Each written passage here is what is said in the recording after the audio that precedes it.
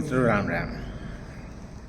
केनेस का motivational channel से मैं कृष्णानंद शर्मा तुलसीदास द्वारा रचित रामचरितमानस के अरण्य कांड में एक प्रसंग आता है देवराज पुत्र जयंत का।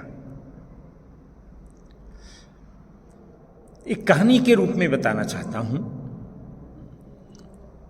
एक बार देवराज इंद्र अपनी पूजा आराधना में लगे हुए थे। अपने स्वभाव के अनुसार दुष्ट प्रवृत्ति का तो था ही पुत्र जयंत। बोला, पिताश्री, आप तो देवताओं के राजा हैं, आप किसकी पूजा अर्चन कर रहे हैं? देवराज इंद्र अपने स्वभाव के अनुसार बोले, भगवान राम ने अवतार लिया है, मैं उन्हीं का पूजन अर्चन कर रहा हूं। बोले, भगवान राम ने अवतार लिया है, ये क्या मतलब? तो बहुत सारी वार्ता इधर उधर की हुई, तो मुझे दिखाओ।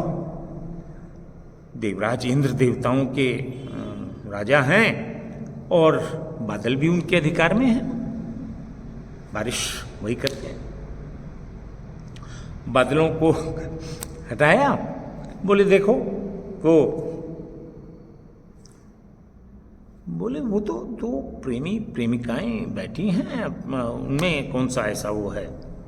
बोले, नहीं, वही भगवान राम और माता सीता हैं।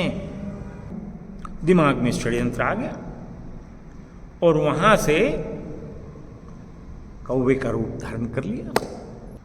सुरपति सुत धरी बायश बेशा, सठ चाहत रघुपति बल देखा। और वहां से उसने अपनी उड़ान भरी।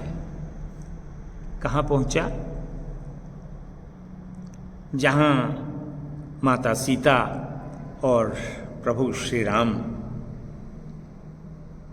विराजमान थे। और कर क्या रहे थे?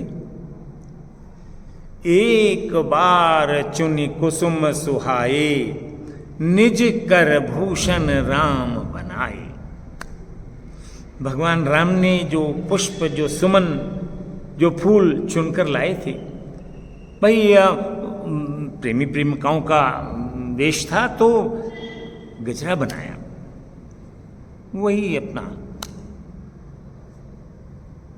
क्षमा कर दीजिएगा, मैं इस रूप में बता रहा हूं।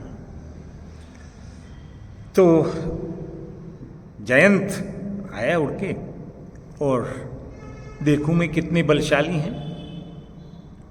आया और माता सीता के पैर में प्रहार किया।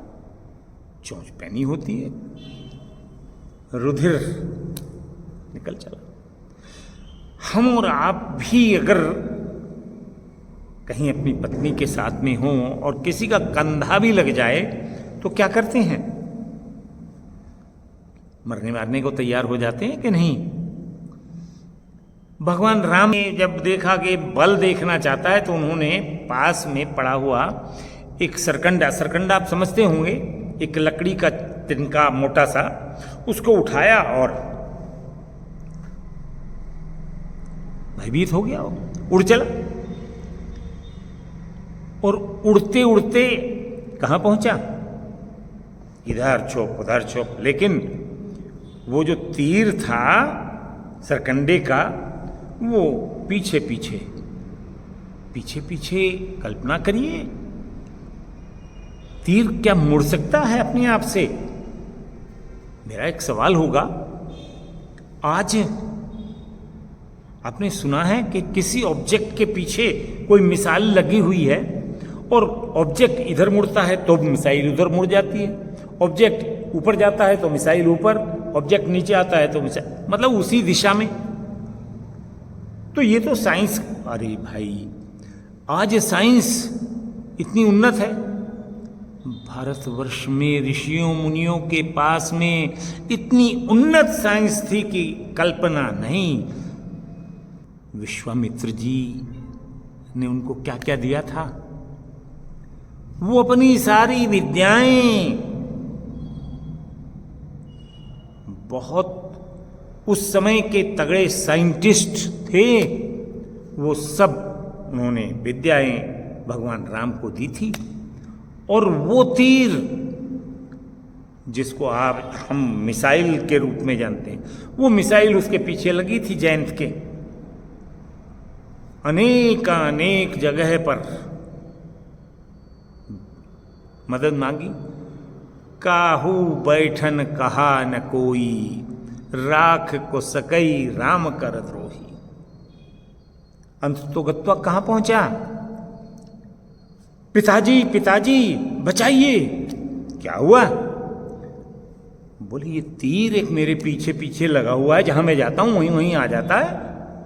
मैं तो इतनी तेज उड़ान से उड़ा भी, लेकिन ये पीछे लगा हुआ है। इंद्र ने देखा अपनी माया से कि भाई ये तो क्या है, तो उन्होंने कहा तुरंत जाओ और शंकर जी पर जाओ, वो इसका निदान कर सकते हैं, वो उनके भी इष्ट हैं। बोले आप इसमें कुछ नहीं कर सकते? बोले नहीं, तुरंत जाओ शंकर जी के पास।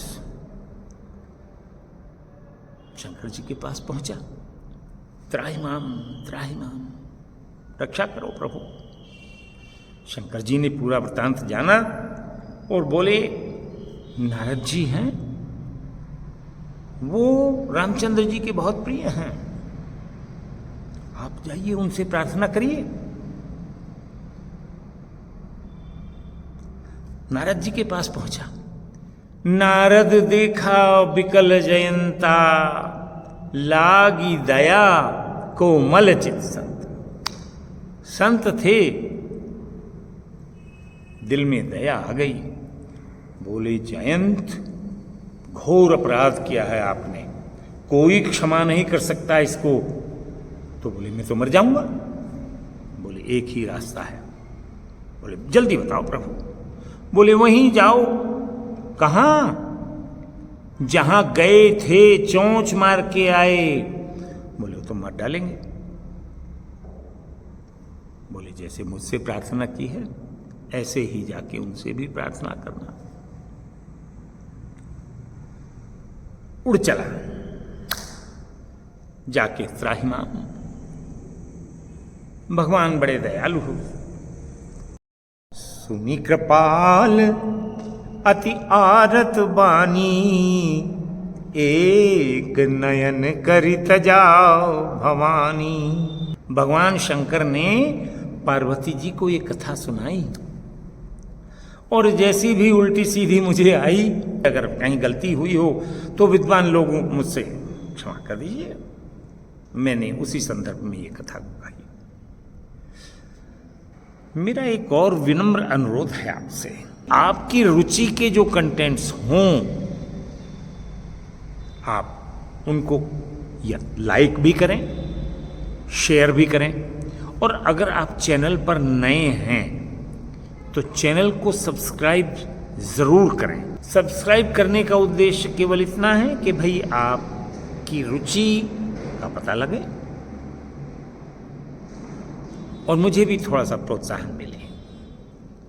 बस इतना ही अनुरोध है। बहुत बहुत आभार।